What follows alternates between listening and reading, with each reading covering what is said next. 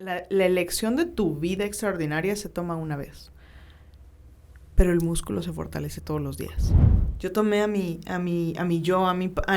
Paulita de 7 años y la puse en un closet y la guardé pensando que de esa forma nadie la iba a lastimar. Esa ansiedad, esa depresión, eliminé la posibilidad de un futuro prometedor. Eliminé toda posibilidad de que la vida significara algo. Pero yo tengo el control de mi mente. Yo tengo el control de lo que voy a hacer y yo tengo el control de quién voy a ser. Recuerda quién eres. Las personas hiperactivas se mueven más de lo normal, distinto a lo esperado, e impactan a su entorno de manera extraordinaria. Estoy convencido de que el conocimiento y las experiencias no sirven de nada si no se comparten. Es por eso que surgió este sueño, porque quiero aportar mi grano de arena para hacer un mundo mejor. Por eso me di a la tarea de encontrar personas así, en su vida personal y profesional, para que nos compartan sus historias y sepamos cómo resuelven problemas y su manera particular de ver el mundo, para que te lleves algo positivo a tu vida y lo puedas aplicar ya, o al menos pasemos un buen rato conociéndolos. Mi invitada de hoy es Ana Paola Miranda. Ana Paola es coach de vida. Ella está convencida de que se necesitan líderes con visión para guiar a personas con sueños. Se ha desarrollado en distintos campos como el desarrollo humano, la programación neurolingüística y coaching, lo que la ha llevado a tener un despertar de la conciencia y expansión. Hoy Ana Paola comparte su conocimiento a través de su podcast Vive una vida extraordinaria, mentorías personales y además está a punto de publicar su primer libro titulado Reborn. Hoy hablamos de cómo alcanzar el éxito, estar cara a cara con el suicidio, romper con las creencias limitantes, los desafíos que te pone la vida, superar el burnout, cómo vivir una vida extraordinaria y de muchas hiperactividades más. Yo disfruté muchísimo esta esperanzadora plática. Te invito a escucharla porque sé que aportará algo positivo a tu vida hoy. A Ana Paola la encuentras en Instagram como Ana Paola Miranda_coach. Esto es Hiperactivo Podcast. Ana Paola Miranda, muchas gracias por venir. A ti, mi querido Edgar, gracias por invitarme. Oye, para mí tú eres una persona sumamente hiperactiva. ¿Te lo han dicho alguna vez? Pues siempre fue mi talón de Aquiles. Era como todo el tiempo tienes mucha energía, eres muy tosca. Como, ya cálmate, ya relájate. Nunca ha sido diagnosticado, más sí. Más que visto. Más sí. Ok. Eso desde niña. Sí, total. Oye, hoy tú eres una persona que ayuda a otras personas a tener una mejor vida, una vida extraordinaria. Así es. Pero bueno, esto no siempre fue así. ¿Cómo eras de niña? ¿De niña imaginaste que ibas a ayudar a otras personas o qué imaginabas de niña? Sabes, me encanta que toques esta pregunta porque justo en la última conversación que tuve con Silvia Serrano de Metaconciencia, ella me hizo una pregunta muy similar. Me dijo, ¿tú ya naciste con una vida extraordinaria? Y en ese momento recuerdo que le contesté, no nací con una vida extraordinaria. Y después me quedé meditando, después de haber escuchado nuevamente el episodio, y dije, no es cierto. Yo sí nací con una vida extraordinaria. El tema es que me había creído y comprado la idea de que no era una vida extraordinaria. Había elegido no vivir una vida extraordinaria durante muchos años. Cuando era niña, yo tenía un sentimiento interno y un llamado interno muy fuerte. Yo sabía que venía a ser algo grande. Yo no sabía qué, no tenía ni idea, pero siempre había esto interno de vienes a ser algo grande. Y yo no sé si le puedo llamar un ser mayor, no sé si le puedo llamar un llamado a lo magnífico. Yo no tengo una palabra exacta. Lo que sí sé es que desde niña había este fuego interno por algo vengo a hacer. ¿Y cómo lo descubriste? O sea, ¿quién te vendió la idea que tenías? ¿O cómo la compraste? ¿Y cómo la descompraste, pues? O sea, ¿cómo sentiste ese fuego? ¿Sabes? Es muy interesante porque yo creo que se necesitan líderes con visión para guiar a personas con sueños. Okay. Y creo que la primera persona en la cual yo vi esa grandeza fue mi papá. Okay. Mi papá fue un hombre que transformó su vida durante un periodo de tiempo. durante un periodo de tiempo. Él fue pastor en cárceles. Fueron cristianos durante mucho tiempo. Yo estuve involucrada en la iglesia cristiana durante muchos años. Y para mí era como, o sea, creo que en ese momento fue cuando todo empezó a cobrar un poco más de sentido. Y el momento en el que lo descompré fue en el momento en el que que compré la religión como una cultura. Eso fue lo primero que compraste, la religión. Así es. Ok. Y cuando me doy cuenta, como que digo, a ver, esto no me hace sentido. O sea, así como seres humanos, creo que hay muchos momentos en los que la gente toma algo y si no tiene la capacidad y el llamado real de tomar ese concepto, lo puede romper, deshacer y echarlo a perder. Y la religión es uno de ellos. Sí, casi cualquiera que me digas, ¿no? La que sea, ¿eh? La que sea. O sea, la que sea. Y entonces, una religión guiada por hombres Ajá. es una cultura en lugar de una forma de vida. Y en ese momento que yo tuve esa ruptura con la espiritualidad y con mi propia espiritualidad, yo creo que fue en el momento en el que empezó mi mayor declive de vida. ¿Qué edad tenías? 16 aproximadamente, cuando yo dije, no, esto está del nabo, yo no vengo a hacer ya nada. O sea, no es cierto, no Aquí te ya creas acabé. todo lo que sucede.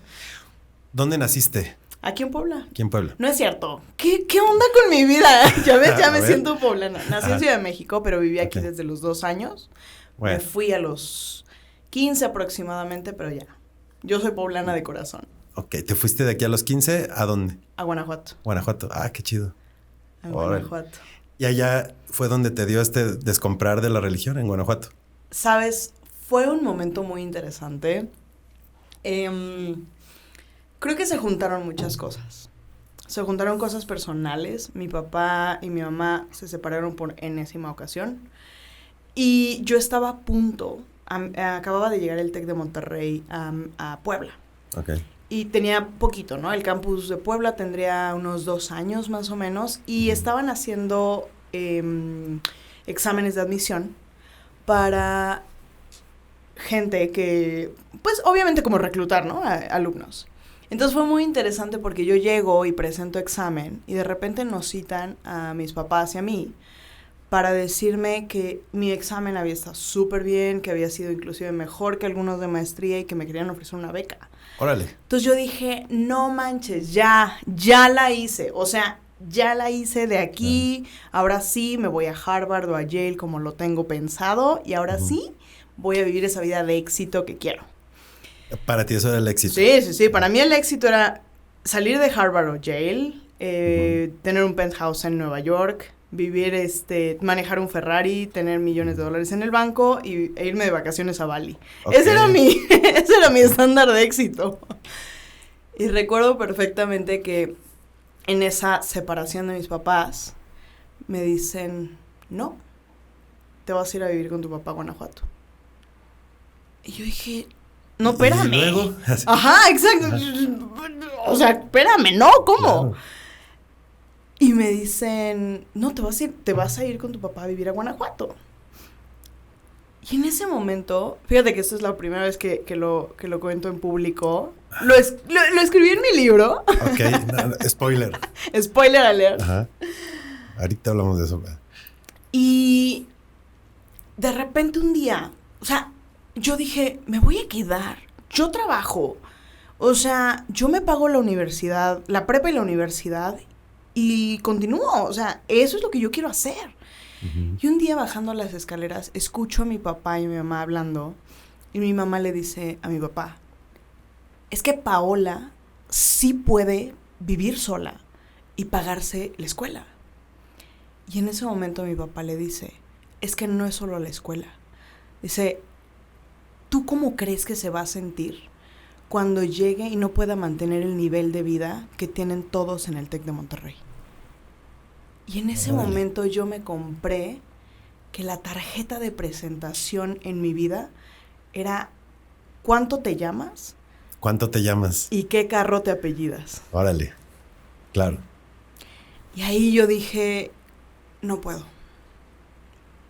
Y en ese ¿Te momento rendiste? me rendí. Y ahí fue donde empezó el declive entre la Ahí religión empezó mi y declive, ¿sí? porque en ese momento es donde yo digo, puta, lo único que yo consideraba que era el éxito para mí, ahora lo veo hiper lejano. Ya no es algo alcanzable, ya no es algo que yo pueda hacer. ¿Y ahora quién soy? Y en ese momento le echo la culpa a mis papás en todos los sentidos. Era como, claro, ellos vienen de la relación XY y me voy a Guanajuato. Y fíjate, paso del TEC de Monterrey a una escuela súper pato. O sea, súper pato, que yo dije, no, qué oso. O sea, cero me representaba un reto. Yo siempre era la niña de los 10 romanos, el cuadro de honor, la que todo el tiempo era la competencia. Y llego a un lugar en el cual no me representaba un reto. Dejé de ir a clases. ¿Esto ya era la uni? Era la prepa. La prepa. Y entonces, en ese inter, empiezan todos los momentos de la religión y empiezo a decir, ¿por qué Dios? Si pseudo se supone que es el que me ama, si pseudo se supone que es el magnífico, si pseudo se supone que es el Dios de amor, ¿por qué me permite que pase esto? ¿Por qué me pone en esta casa con estos papás? Y para ti era lo peor que podía pasar. Claro. Entonces ahí comenzó el declive, a la par empiezo, pues, ¿sabes? Nosotros utilizamos el sistema de activación reticular. A ver, platícame. El sistema de activación reticular es... Hoy, por ejemplo, ¿tuviste mariposas amarillas? Tengo un tema con eso. Me pasó justo eso, de las mariposas amarillas. ¿Qué fue? Vi un video tuyo. Estaba la semana y me pasó esa... Y te voy a hacer spoiler a esto. ¿Sí? Porque lo vi y... Sí fue en un video tuyo. Tuvo que haber sido. Y le estaba diciendo yo a un amigo, Omar, lo de le estaba haciendo una analogía, ¿no? Las mariposas amarillas. Te lo juro, neta, pasó una mariposa amarilla. Claro que sí. 2 minutos después pasó. Y ayer vi otra. Sí. Qué cabrón. O sea, y estaba yo pensando en decírselas a mis hijos. Después se las va a hacer a mis hijos, se las va a aplicar. Y no lo hice, pero pasó al día siguiente la otra mariposa. Y dije, ¿qué onda? O sea, sí está bien loco eso. Así es. Porque nuestra mente subconsciente es el goal setter. Es el que plantea el objetivo. Y nuestra mente consciente es el goal getter. O el que enfoca, es el dardo que va hacia el objetivo. Nosotros ponemos un pensamiento y esa es la mirilla. Y la mente consciente se encarga en obtenerlo. Si te enfocas en una shitty life, vas a tener una shitty life. Y al contrario, ¿no? Si te enfocas en una vida extraordinaria, vas a tener una vida extraordinaria. ¿Cómo descubriste esto? Después de tener una shitty life. Eso. ¿Y cuál fue tu shitty life? O sea, ¿cómo lograste madrearlo todo, pues? Sabes, hay un concepto que a mí me gusta mucho, que es el éxito de la noche a la mañana. Ok. Y para mí, el éxito de la noche a la mañana llegó después de 15 años de trabajarlo. Ok. En una mañana después de 15 años. Fue alrededor de... Yo comencé en 2011 aproximadamente a aprender de desarrollo personal.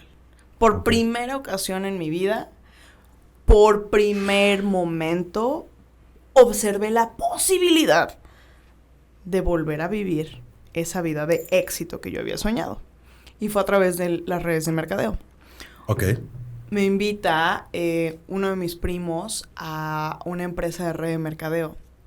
Y entonces, yo ya había estado en redes de mercadeo, o más bien había visto a mis papás estar en redes de mercadeo. Y cuando mi primo me invita, yo así como, ay, yo no quiero vender, ¿sabes? Es como, ay. Pero mi primo es un excelente vendedor. Y es un excelente vendedor. ¿Te acuerdas que te dije? Se necesitan líderes con visión. para llevar a gente con sueños o para guiar a gente con sueños. Él es un vendedor de visiones. Ok. Y la realidad es que mi primo es un ser humano que yo quiero y admiro muchísimo porque sin duda es un ser humano que ha vendido visiones. Y lo ha hecho a tal grado que hoy por hoy es un hombre súper exitoso. Pero él me vendió esa visión. Y me vendió una visión de una vida de mucha abundancia económica. Ok. Y las redes de mercadeo siempre están metidas en todos los temas de crecimiento, liderazgo, porque al final tienes que desarrollarte para poder ser líder y tienes que ser líder para poder tener un equipo de ventas. O sea, es uno lleva al otro. Uh-huh. Entonces, cuando escucho por primera vez de redes de mercadeo, fue cuando escucho por primera vez de desarrollo personal. Ok. A mí me interesó meterme al desarrollo personal porque dije, esto me va a hacer generar dinero. Esto me va a dar dinero. Ok. Y fue cuando me volví a comprar el sueño. Del dinero. Del dinero.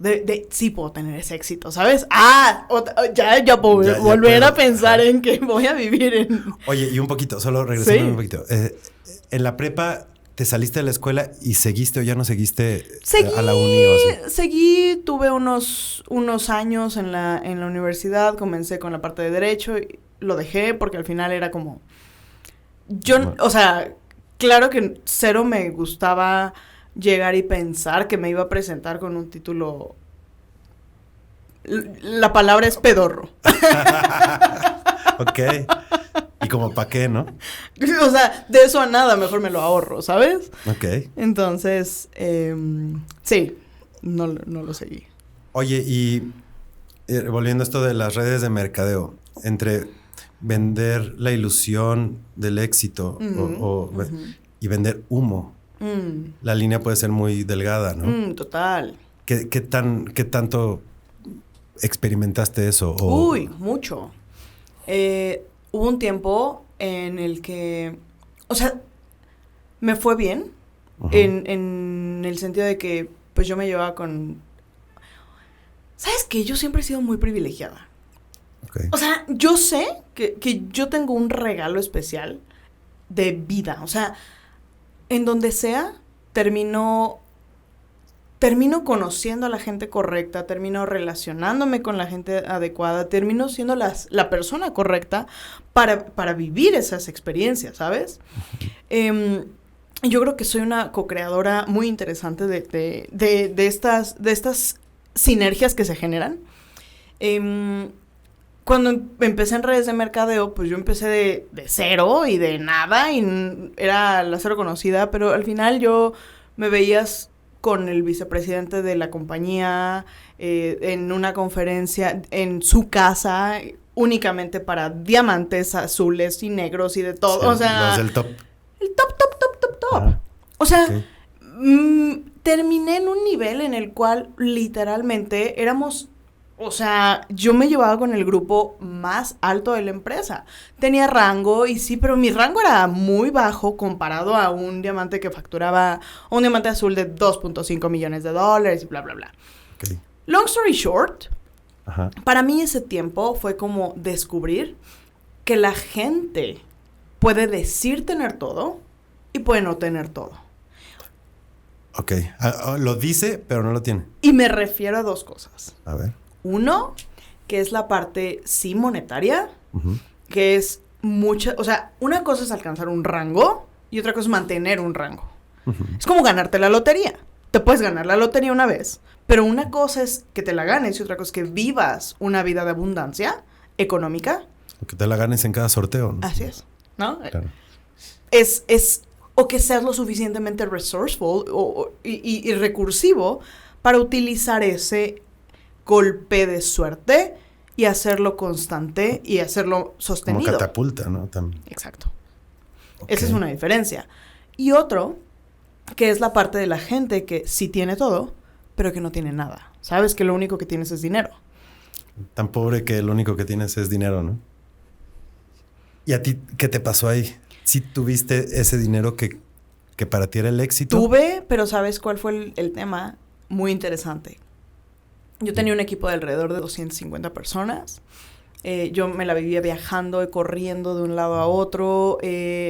Andábamos con un chorro de presentaciones y 1000 cosas, me iba bien. Okay. Me embaracé y cuando me embaracé tuve una amenaza de aborto en la cual 2 meses tuve que quedarme en cama literalmente inmovilizada y todo el equipo se fue para abajo. Dependían tanto del líder. Entonces no era un líder, era una manager bien pagada. O sea, ¿sabes? Sí, un líder genera otros líderes. Así es. En el mismo equipo, ¿no?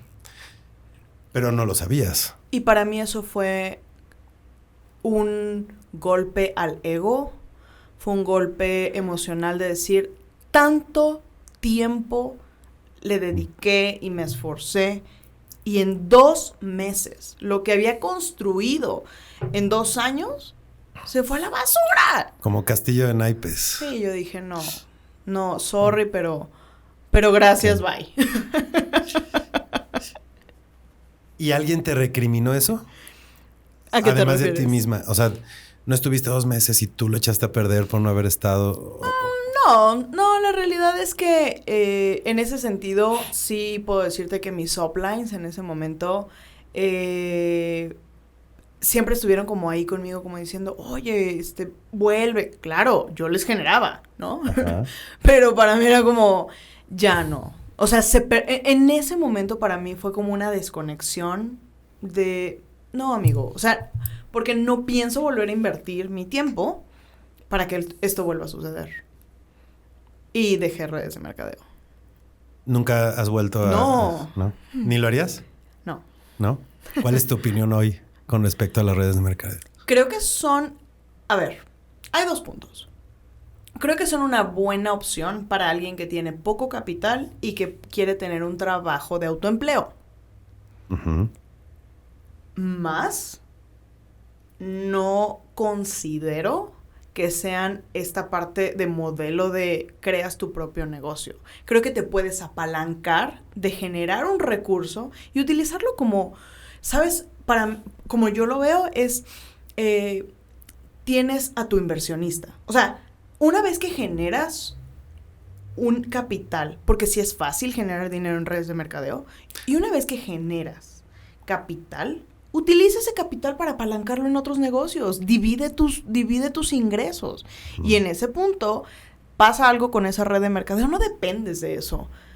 No depende, tienes otras fuentes de ingreso y al final lo vas construyendo en el proceso. Creo que es muy bueno para apalancarte, mas no sería nunca un recurso que yo utilizaría para meter mis huevos a la canasta. El objetivo de vida, ¿no? Sí, no.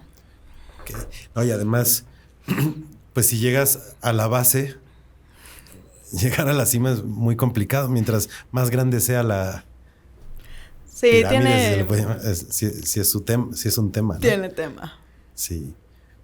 Okay. Oye, y con eso que se cayó el castillo de naipes, ¿tocaste fondo de alguna forma económico, emocional? ¿O qué siguió ahí?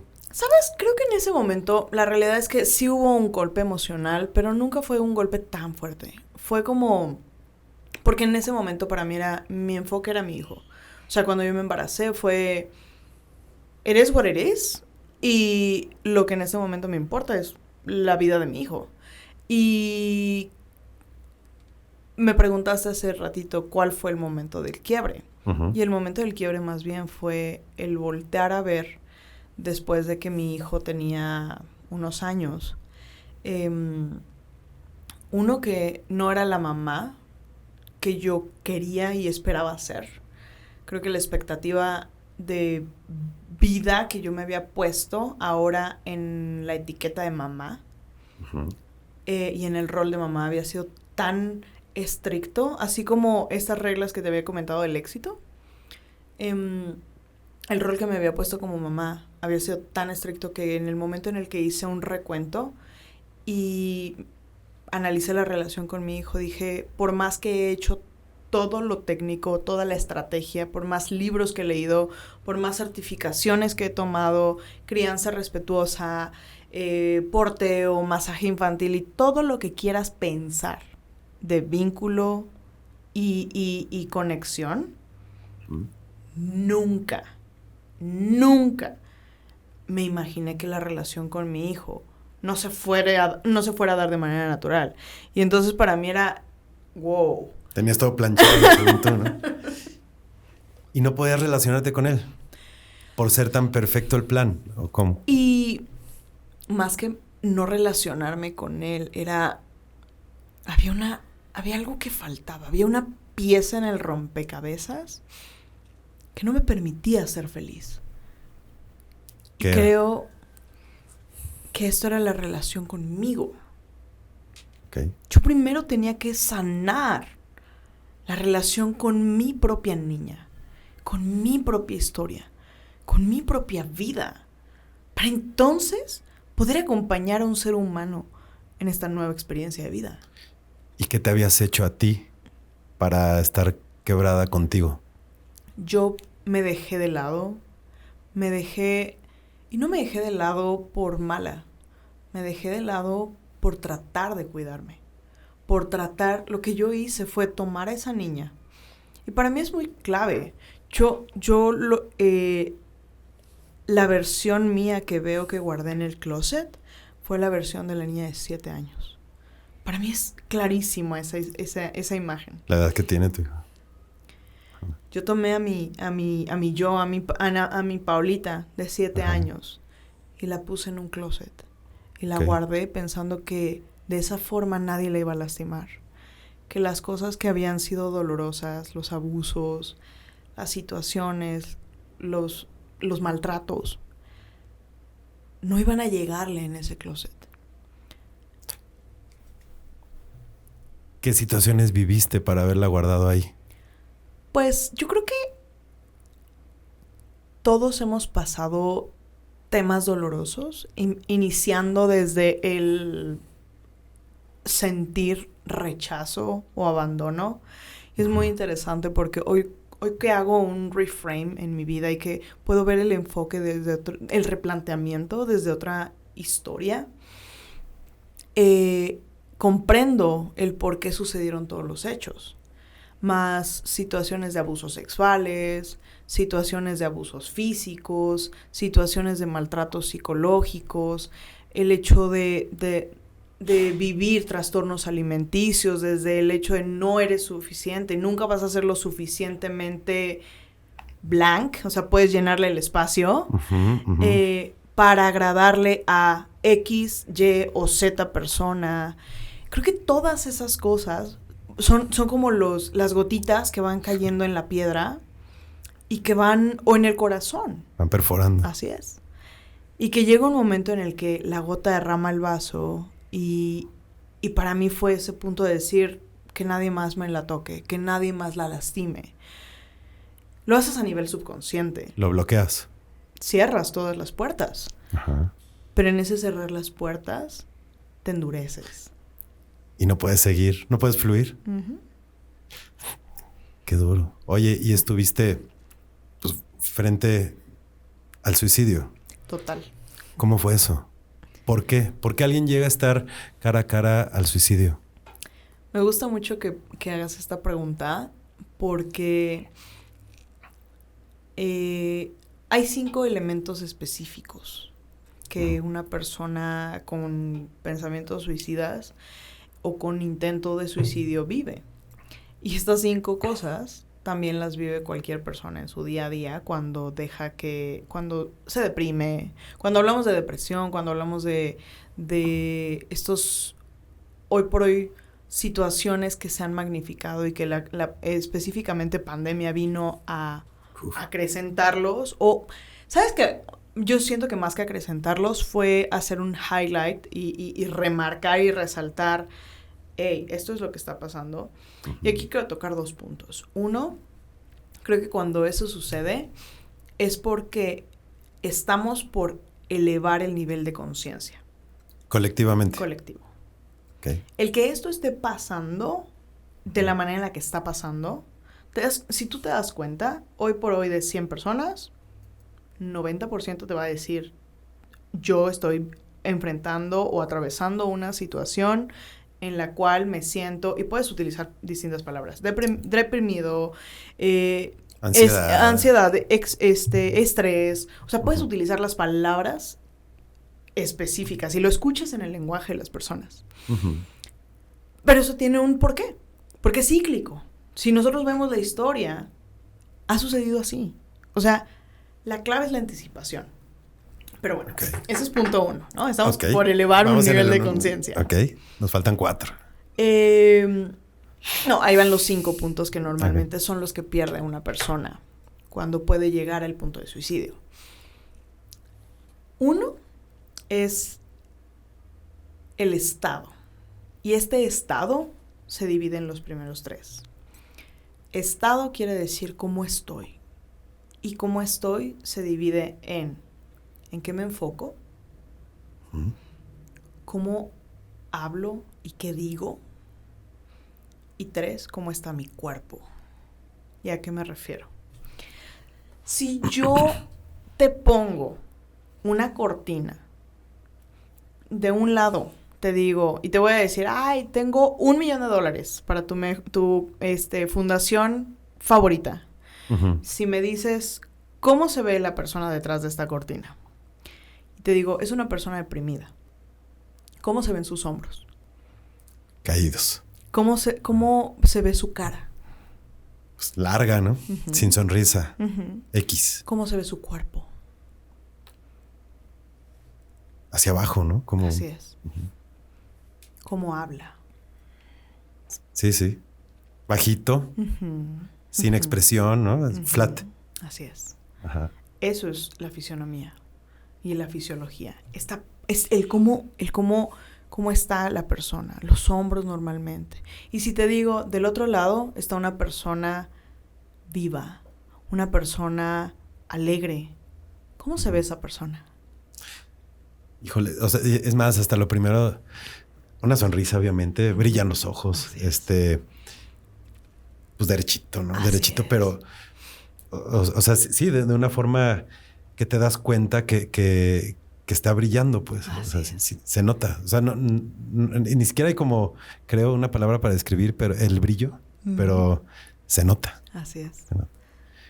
Y te das cuenta de que es un común denominador. Si tú te quieres sentir mal, lo único que tienes que hacer es físicamente cambia tu estado. Hacerte chiquito. ¿Quieres sentirte bien? Sí. Físicamente cambia tu estado. Con eso, ¿no? Dicen que hasta te sientes mal, sonríe y te va a cambiar, ¿no? Hay terapias de sonrisa específicamente. O sea, se han tomado, y hay estudios específicamente que marcan y que hablan personas con depresiones clínicas, o sea, clínicamente depresivos, diagnosticados, y con una terapia en la cual cambias la fisionomía, todo cambia. Y este estado de depresión es uno de los puntos principales para irte acercando del estado. Así es. Del estado. Ajá. El siguiente, dijimos el lenguaje. ¿Qué palabras utiliza? ¿Y qué creación utiliza una persona en depresión? Híjole, no sé, el clásico, pues chambeando no hay de otra. O sea, ese tipo de expresiones, ¿no? Y pues otra vez lunes, pues o sea, es ese tipo de respuestas, ¿no? Lo da alguien que no trae, no está brillando. Así es. Viviendo, que es ganancia. Pues estamos aquí, que es ganancia. Sí. Así es. Hay me agüita que me respondan eso. O sea, con el trabajo, o sea, pues a chambear que no hay de otra. No, pues sí hay de otra. Podrías no chambear, ¿no? Así es. O sea, o podrías buscarte una chamba que te haga feliz. Así es. Ahora. Y ese es el siguiente punto del estado. Ajá, el lenguaje. Y el tercero es el enfoque. Ajá. Hablábamos de las mariposas amarillas. Y decíamos en lo que nos enfocamos se expande. Y hacia donde está nuestro enfoque está nuestra energía. Si yo me enfoco en todo lo malo, mi cerebro va a hacer 3 cosas. Va a destruir, a generalizar y a distorsionar. Dicen que el cerebro no distingue, ¿no? Entre lo que estás imaginando y lo que estás viviendo. Porque necesita crear una representación visual de lo que le estás diciendo. Y por ejemplo, una de las cosas que es lo primero que yo hago con mis gladiadores, cuando de repente les digo, ¿qué quieres vivir? ¿Cuál es tu vida extraordinaria? Es que no quiero enfermarme y no quiero... ¡No! Frena. ¿Qué sí quieres? Porque si tú te enfocas en lo que no quieres, no quiero enfermarme. El cerebro no identifica el no y estás creando una representación visual de la enfermedad. Ajá. Y se la estás dejando ahí grabada. Y es una... Si tú le dices a tu hijo, no tires la leche. Es lo que va a pasar. Porque Claro. estás poniendo una representación mental. Claro. Por ejemplo, una de las cosas que yo le digo siempre a mi hijo, ¿no? Mantén el vaso firme. Mantente limpio. Ujú. Camina. Yo no le estoy diciendo no corras. No te vayas a ensuciar. No te- Ujú. Es Ajá. Camina. exacto. Camina despacio. Así es. Sí, sí. Sonríe. Órale. Disfruta. Sí, está... Entonces... Lo que le programas al cerebro está bien cañón, ¿no? Está cañón. Es que Sí. la realidad es que alguien me decía, es que somos tan complejos. Y yo decía, si ves a alguien complejo, o sea, en ese momento que me lo dijo, fue como, nunca vas a creer que tenga soluciones. Porque es muy complejo. Y siempre hay eso, ¿no? ¿Cómo estás? Pues en chinga, pues ¿qué chinga es esto? Ay, güey, pues, o sea... Uh-huh. Y hasta este punto, pues, es como el tema de PNL, ¿no? Así es. O sea, programar al cerebro con lo que estás diciendo y haciendo, ¿no? Así es. Y ahí yo tengo un tema, que son los últimos 2 puntos. ¿Cuáles son? No puedes solamente programar.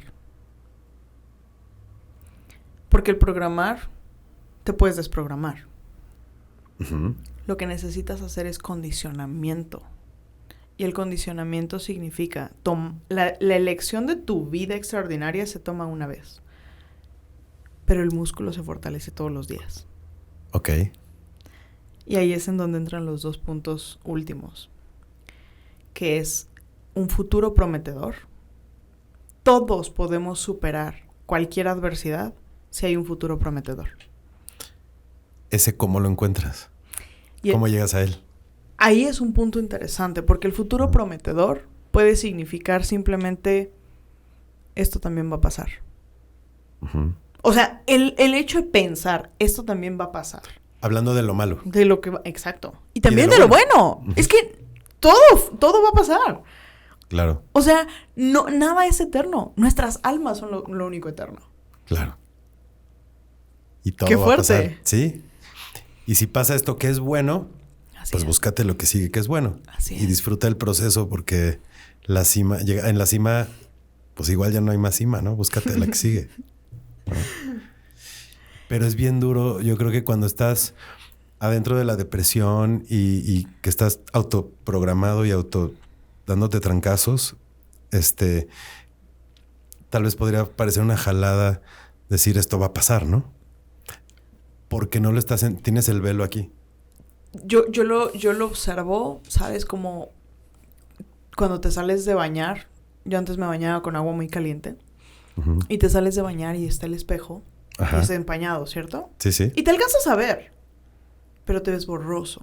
Ajá. Y ese es el problema. Cuando dejamos que la vida nos pase. En lugar de que la vida pase para nosotros. Uh-huh. En lugar de ser los co-creadores de nuestra propia vida. Que solo seas espectador de lo que venga, ¿no? Y qué cañón el que seamos espectadores en nuestra vida, ¿no? Y luego te vuelves espectador de la vida de otros y ni siquiera ves la tuya, ¿no? Así es. Está peor. Así es. ¿Y cómo te vas acercando más? ¿A al vivir? suicidio, al suicidio? O sea, ¿A primero, vivir o a morir? A morir. O sea, a querer acabar con la vida, ¿no? Uh-huh. Cuando pasas esos puntos, o sea, la realidad es que si te das cuenta, ahí hemos tocado 4 puntos. Sí. Y son los 4 puntos en los que convergen las personas cuando tienen una depresión, una ansiedad, un estrés y como último punto, un punto de suicidio. Para mí, fíjate qué interesante. La semana pasada estaba hablando por teléfono con mi mamá. Me habló y me contó una experiencia que pasó y me dijo, ¿tú lo has vivido? Y le dije, Le dije, mami, yo lo viví potenciado como por 100. Y le dije, tú sabes que yo pensé en suicidarme. Y me dijo, no sé si lo sabía. Bueno.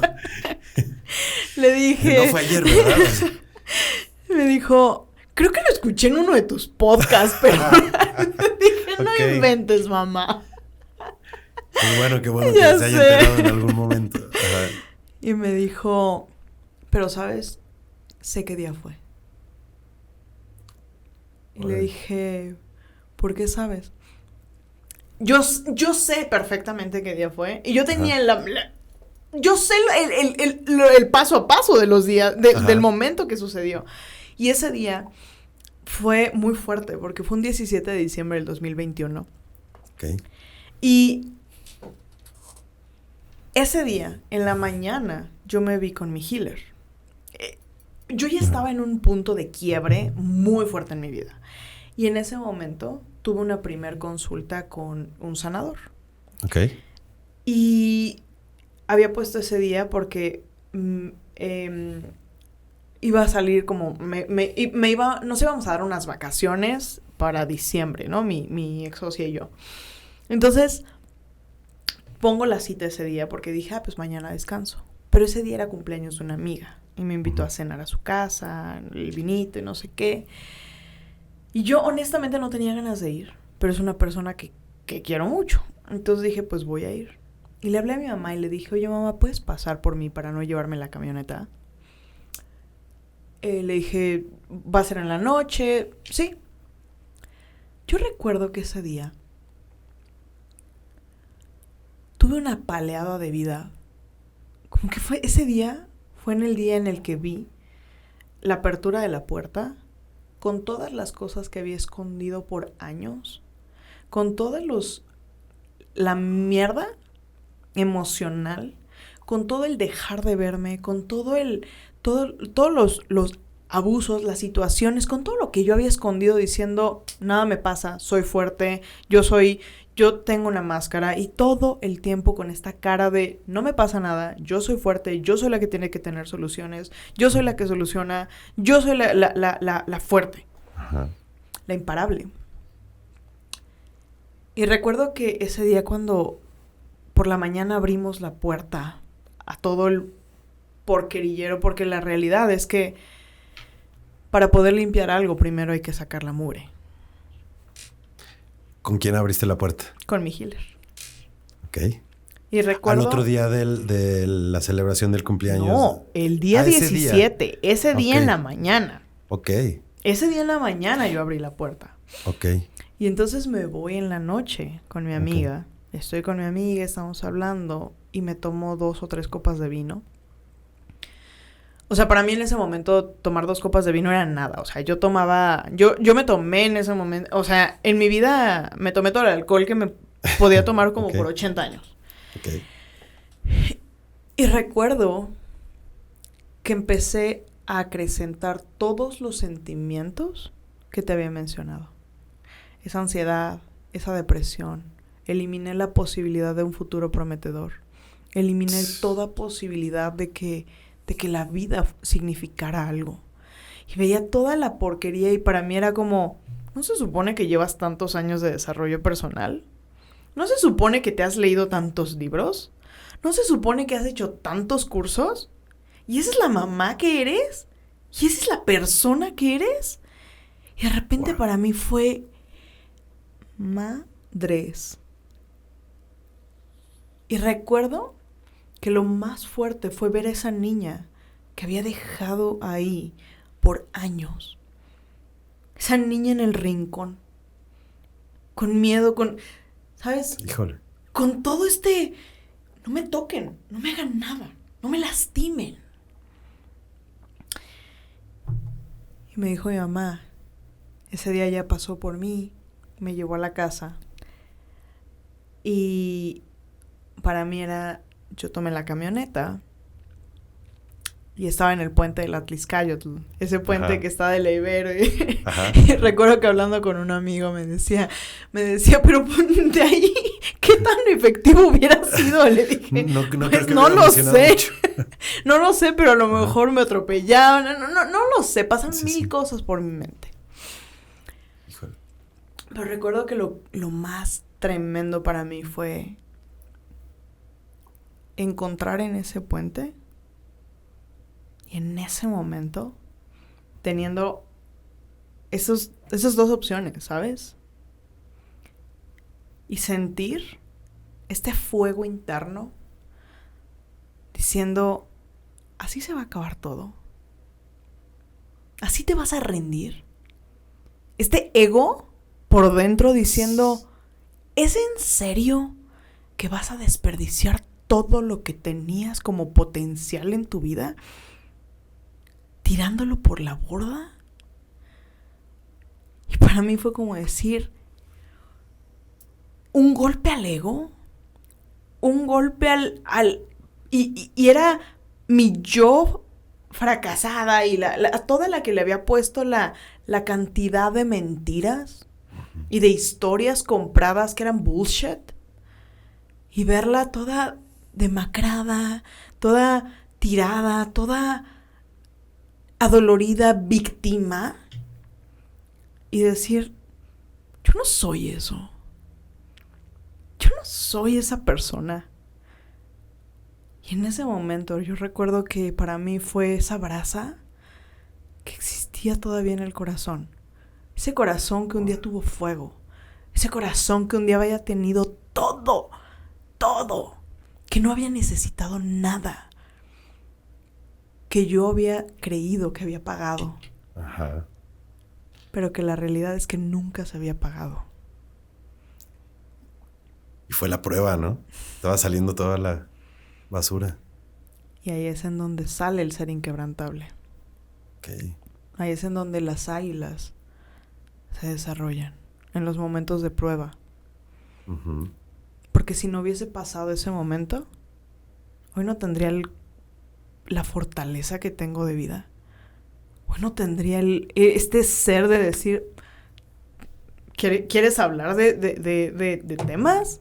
Podemos hablarlos. Porque I've been there. Yo no podría ayudar a personas que están pasando por ese tipo de pruebas si solamente lo hubiera leído en un libro. Claro. El valor de la experiencia es lo que te hace poder hacerlo, ¿no? ¿A partir de ahí empezaste a ayudar personas? A partir de ahí empecé a ayudarme a mí. Ok. A partir de ahí empecé a transformar mi vida un día a la vez. Y ahí es en donde entra el poder de uno más. Porque para mí es, solo hoy voy a ser imparable, inquebrantable y fuerte. Pero ya no era una fortaleza fake. Porque durante muchos años fui la fuerte falsa. Era una fuerte a medias. Porque al final era una fuerte, sí, tenía estrategias, herramientas, tenía mil cosas. Pero yo como lo veo es que el knowledge y todo el aprendizaje estaba al lado de mí. Yo era un estante. Yo podía llegarte y darte cualquier título, cualquier concepto de libro, podía decirte cualquier teoría. Uh-huh. Pero ese día fue en el momento en el que empecé a bajarlo al corazón. Y empecé a aplicar todo. Empecé a aplicar todo lo que por años había consumido como información. Uh-huh. Todos los libros que me había devorado. Consumías y compartías. Y entonces la mejor forma de hacerlo es, te cuento mi historia. Y te cuento qué estoy haciendo. Y te cuento qué estoy viviendo. Y yo creo que eso es lo que más ha fortalecido mi carácter.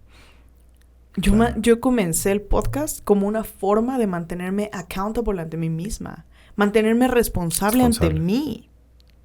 De decir que, o sea, si yo me atrevo a hablar una palabra, que sea una palabra honesta. Que sea una palabra que yo me puedo decir a mí misma. Y que en los momentos en los cuales vienen los retos, me puedo escuchar a mí misma diciendo, a ver, ahí estás. A ver. Ahí estás.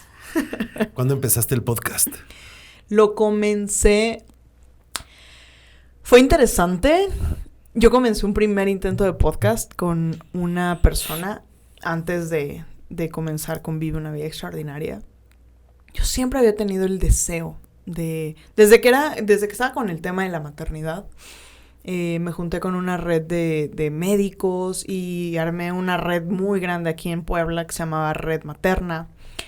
Y estábamos on fire con toda esta parte. Les dije, hagamos un podcast, porque una mamá no tiene tiempo de escuchar, no tiene tiempo de ponerse a ver un video, no tiene tiempo de sentarse a ver una clase, leer un libro, exacto. Dije, hagamos un podcast. Hagamos algo que en ese momento, creo que ni siquiera era podcast. Era como, que escuchen algo, vamos a grabarles algo. Y eso fue 2019 aproximadamente. Ok. Sí, antes del boom. Sí, ¿no? antes del boom. Ajá. Y 2020-21, yo estaba como en este inter de yo podía ayudar a entrepreneurs porque ya tenía logros en esos puntos, entonces era como, hagamos un podcast de eso, un podcast de entrepreneurs y cómo puedes superar las adversidades, como desde el nivel de entrepreneur y recuerdo que siempre fue como, ese formato me gustaba mucho. Las cosas no se dieron como yo lo esperaba en ese momento por la relación. Y recuerdo que hubo un día que yo estaba con una muy buena amiga, Emanuel Fuentes, que fue el primer episodio. Y recuerdo que le dije, vamos a reunirnos para platicar. Teníamos años de no vernos. Me dice, va. Nos vimos, prendí los micrófonos y dije, vamos a darle.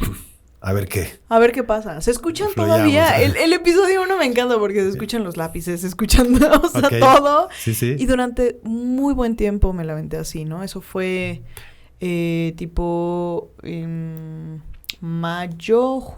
julio del 2022. ¿Puro audio era? Sí. Sí, era puro audio y era el audio más malo que te puedas imaginar, pero el contenido es muy bueno. Ok.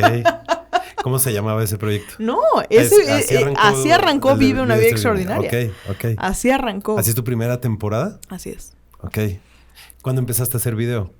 En la temporada 3, que ya fue cuando con Esta Short tercera... Studio, exactamente. Okay. Tiene agosto de este año que comenzamos con video, que comenzamos a hacer toda esta parte de ya en forma. ¿Y qué cosas buenas te ha traído el podcast? Qué cosas maravillosas, extraordinarias. Yo creo que, punto número 1, cada vez que tengo la posibilidad de estar frente a un gladiador, yo así le llamo a las personas que están conmigo en los episodios, puedo ver la belleza de la vida. Y al ver la belleza de la vida, el ver cómo la gente a su manera ha ido desarrollando su vida extraordinaria y encontrar estos patrones, me permite reforzar todos los días creencias empoderantes, creencias creativas, creencias expansivas y seguir ayudando a más gente a salir de sus propios rollos. Te nutres y compartes, ¿no? Total. ¿Cómo eliges un gladiador? Es una pregunta muy padre, pero yo escucho primero alguna de sus historias. O sea, conozco a alguien, observo, visualizo y lo más importante para mí es que sean congruentes. Yo quiero una trayectoria. No quiero un momento de motivación. Yo quiero a alguien que sea constante, porque esa es la forma en la que vivo mi vida. Antes de que entrábamos al aire me decías, ¿no? Oye, medir todo no te causa como estrés. ¿Causa estrés medir tu estrés? Así es.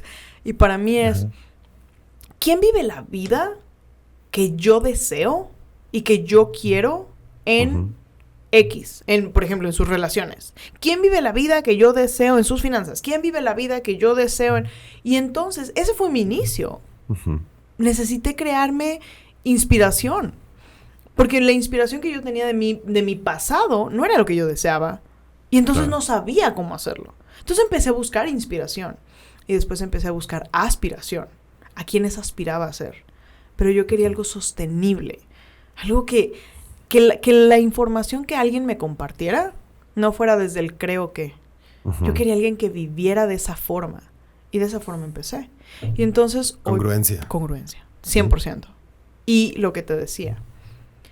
Consistencia. Condicionamiento. Una persona que ha elegido vivir esa vida en esa área. Porque lo que me he dado cuenta es que hay gladiadores que tienen logros increíbles en ciertas áreas, pero tienen una baja en otras. Y ahí es en donde yo observo y digo, aquí Sí, es pero donde no. podemos ayudarte. Ok. Y ahí es otro rubro. Así es. Así es. Porque la clave de vivir una vida extraordinaria es vivirla en todos los niveles, no en uno. ¿Y cómo te ayudas tú cuando se te baja un nivel? Porque te mides los niveles. Ujú. Y creo yo, pues, que ser feliz 24/7 es muy complicado, por no decirlo imposible, ¿no? O sea, yo creo que si te enojas y yo creo que si te pones triste. Total. ¿Cómo brincas eso? ¿Sabes? Me gusta mucho que hagas este punto. Hablaba con Adrián de Ita cuando estábamos haciendo inicialmente la parte de la planeación de la tercera temporada. Y me encantó cuando él me preguntó por primera ocasión, me dice, bueno, pero ¿cuál es la persona? Yo quiero conocer a la persona, no al personaje. Uh-huh. Y me encanta porque en ese momento yo me quedé pensando y dije, ¿cómo? O sea, como que no entendía. Claro. Y me dijo, sí, o sea, no se puede ser feliz todo el tiempo. ¿O sí? Y yo y me quedé pensando y dije, a ver, entonces sí se puede ser triste todo el tiempo, porque a eso no le ponemos duda. Uh-huh. A eso no le ponemos una tela de juicio. Uh-huh. Ni al felicidad, estrés, Ajá. ni al enojo. Tenemos casas emocionales. Ahora, claro que enfrento retos, obvio. O sea, estaría muerta si no tuviera retos. Claro. Estaría 3 metros bajo tierra. Los retos son una señal de vida. Y justo hoy yo le decía a una de mis gladiadoras, le decía, la cosa no es que se te presente el hecho. La cosa es cuánto tiempo vas a elegir quedarte en ese hecho. Yo encuentro situaciones. Me encuentro situaciones de vida retantes, claro que sí. Y a veces los retos son más grandes de los que para los que estoy preparada, claro que sí. Pero en ese momento que eso sucede, para mí hay 2 pensamientos. Uno es, esto también va a pasar. Y el siguiente es, un oponente digno. Órale. Y eliges con cuál aventarte la batalla. Entonces, no estoy feliz todo el tiempo en el sentido de que no todo el tiempo me subo tarde la risa. Claro, pero yo tengo el control de mi mente. Yo tengo el control de lo que voy a hacer y yo tengo el control de quién voy a ser. Y lo voy a enfrentar con el miedo y con el chin que me va a pasar y con la ansiedad de todo lo que sucede. O lo voy a enfrentar desde el lugar de, ok, esto es lo que tenemos en este momento en la mesa. Ok, ¿qué hacemos? Chambiemos con esto. That's it.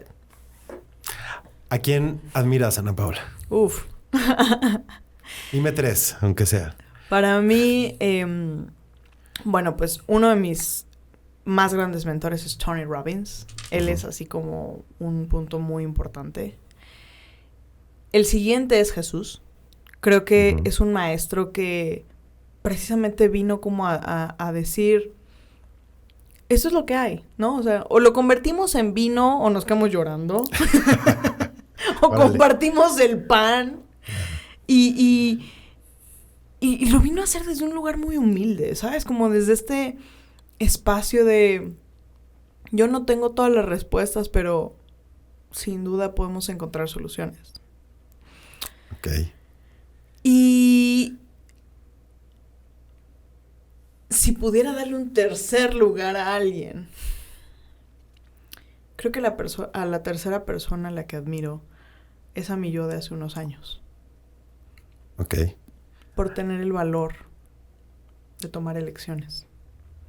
Admiro que no se haya rendido. ¿A la que estaba en el puente?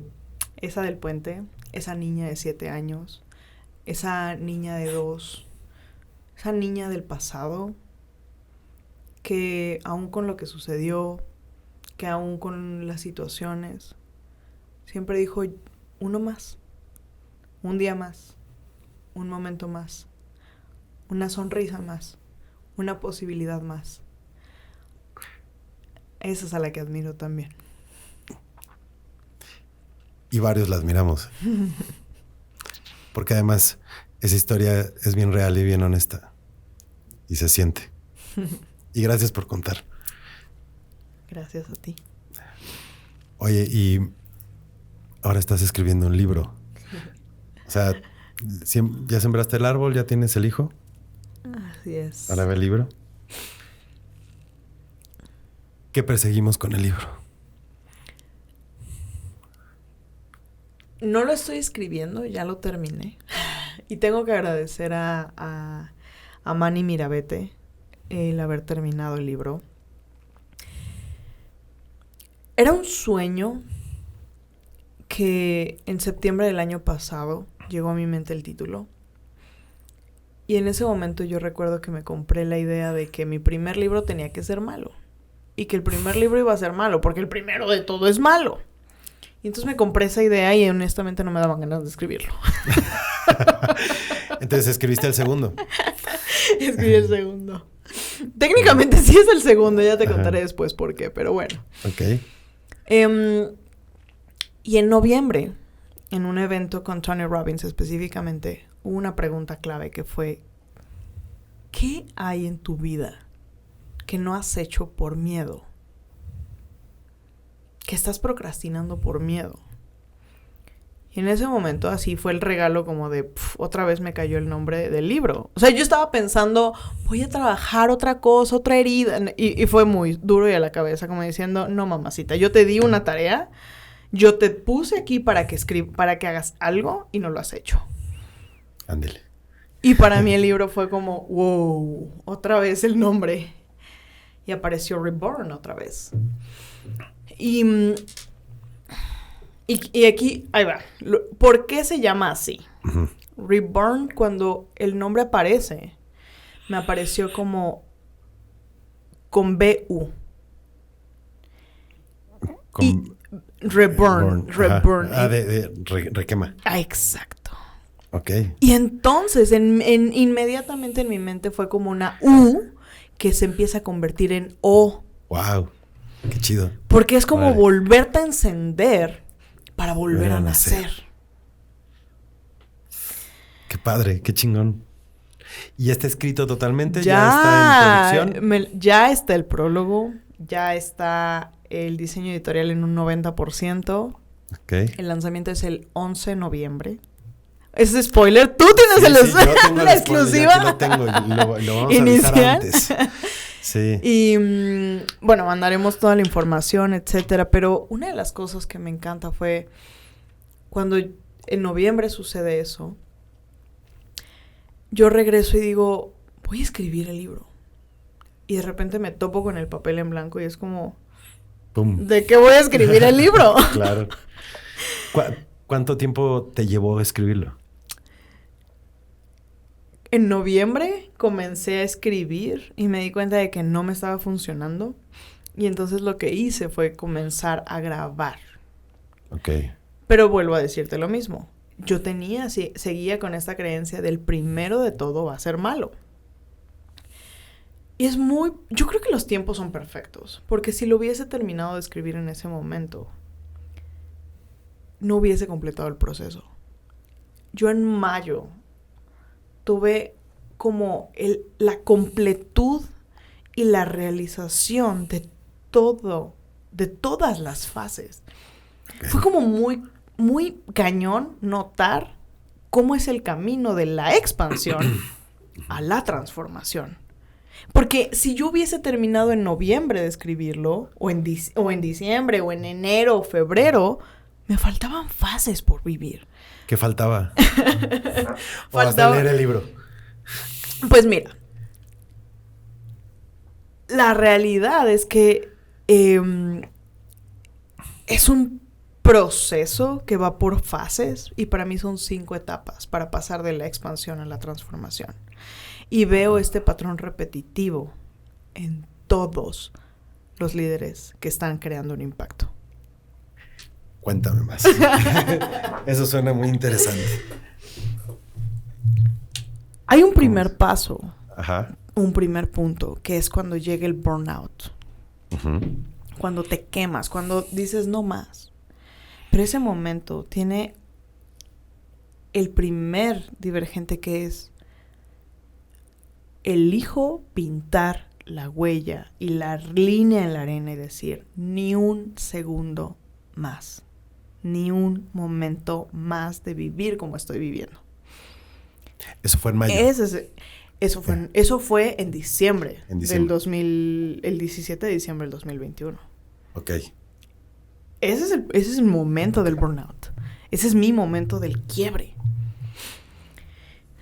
De ahí comienza un despertar. Comienzas a elevar la conciencia. Comienzas a decir, ok, ya no quiero esto, pero no sé qué chingados quiero.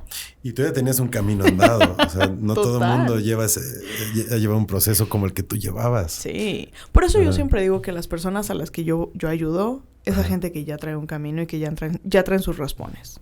Yo no ayudo a personas que apenas están empezando a ver si la vida es posible para ellos. No. Ya traen sus raspones, ya han tomado cursos, ya han hecho cosas y ya están listos para vivir su vida al siguiente nivel. Órale. Esa es la diferencia. Pero es la maestría. Exacto. De hecho, así se llama, maestría en mentalidad inquebrantable. Ok. Ahorita te pregunto de eso, pero... Después de este burnout, existe el momento de expansión y de despertar. Y en la expansión y despertar, también hay un momento en el cual nos recluimos. Es cuando necesitamos estar solos, cuando necesitamos retirarnos del exterior, del ruido exterior, cambiar el entorno, cambiar con quién nos relacionamos, se cortan relaciones o se limitan relaciones. Y es fuerte, porque no es un proceso bonito, no es un proceso para cualquiera. Es un proceso solamente para gladiadores. Sí, porque cortar con amigos o familia es bien difícil, ¿no? Pero al final nuestra vida es un resultado. Entonces, ¿sabes cuál es el momento de cambio? No, a ver. Dímelo tú. Cuando el dolor de vivir como vives es más grande que el dolor de cambiar. Pues sí. Si cambiar es doloroso, pero lo que estás haciendo es todavía más, ahora es cuando. Va a doler. Mejor que duela para que cambies para bien, ¿no? Así es. Qué padre eso. Oye, ¿y cómo es la maestría? Alguien que quiere ser ayudado o necesita ser ayudado por ti y aventarse la maestría, ¿cómo llega a ti? Pues el primer punto es, yo creo que llegan de maneras misteriosas. Tengo gladiadores que de repente me han dicho, te tuve que encontrar en Bali, te tuve que encontrar en Estados Unidos, o sea, no ha sido, un gladiador pasa por un camino difícil y me refiero a difícil, no en el sentido de que sea imposible, sino en el sentido de que, como te dije, ha pasado por sus raspones, ha pasado por sus golpes, ha pasado por sus caídas de vida. Y sabe que es un líder que es nacido para inspirar. Para empezar, tiene que ser una persona que siente que ese fuego está dentro de sí. Si no es una persona que siente que tiene fuego, I cannot help him. O sea, no puedo ayudarte si no sientes que eres, que hay algo en ti. Órale. ¿Y qué sucede si alguien llega a ti, es un líder, tiene fuego, pero tiene duda? O no sabe por dónde, ¿no? Ese es el camino, ese es el primer punto. O sea, yo no necesito ayudar a personas que ya tienen el camino. Yo necesito ayudar, yo estoy aquí para ayudar a personas que saben que tienen ese fuego, pero que tal vez no tienen el siguiente paso.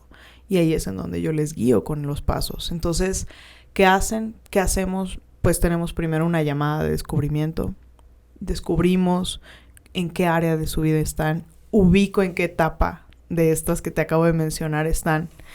Y en ese punto es, para mí algo que es bien clave es, tienen que ser personas que vengan a inspirar más allá de a sí mismos.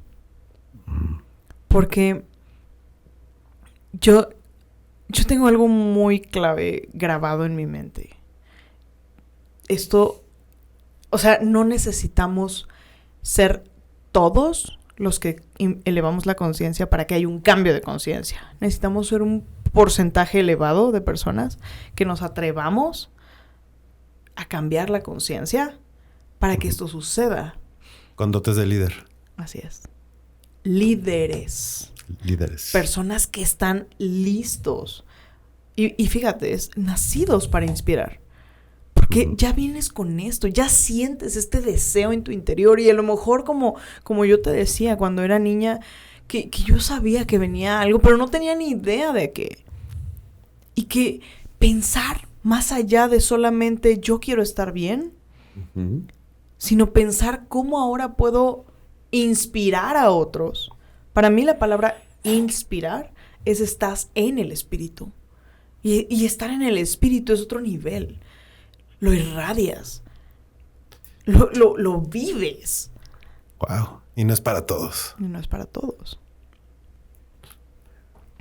Oye, ¿y tu retiro del próximo año? ¿Qué tanto estás esperando? ¿De qué va a tratar? Pues vienen cosas interesantes. Ese sí es spoiler, muy, muy, muy spoileado. Muy spoileado. ¿Me callo o no? Pues más bien creo que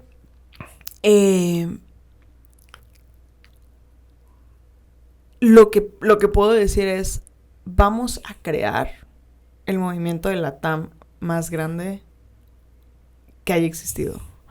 Wow. Porque yo sé que este elevar de conciencia y este despertar, mi vida no es extraordinaria solamente porque yo diga, o sea, solamente para mí.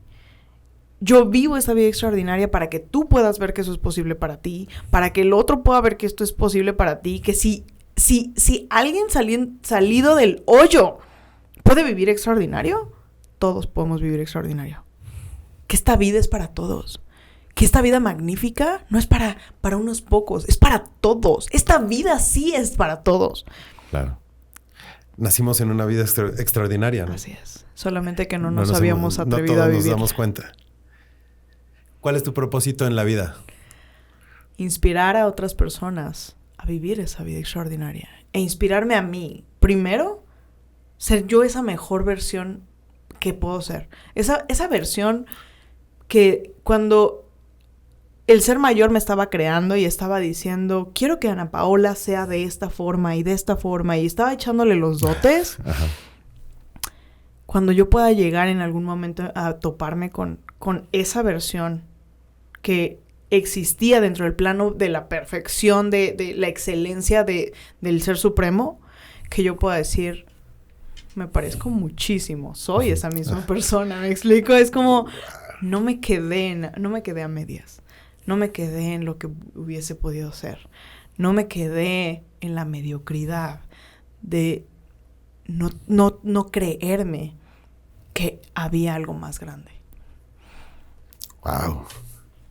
¿Qué le dirías hoy a una persona que está en búsqueda de esa vida extraordinaria, no tiene idea que existe? ¿Cómo se lo dirías en una frase para que sepa que existe?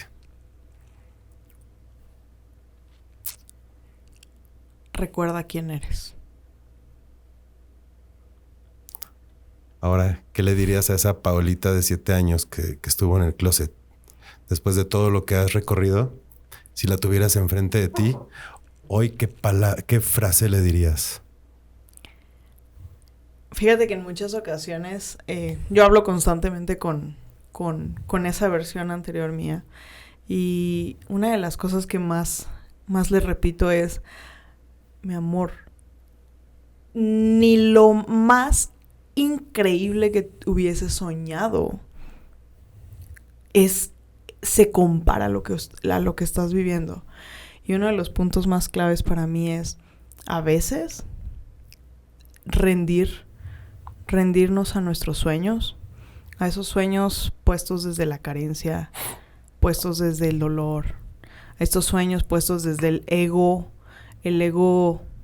guía, que guía, este ego insano.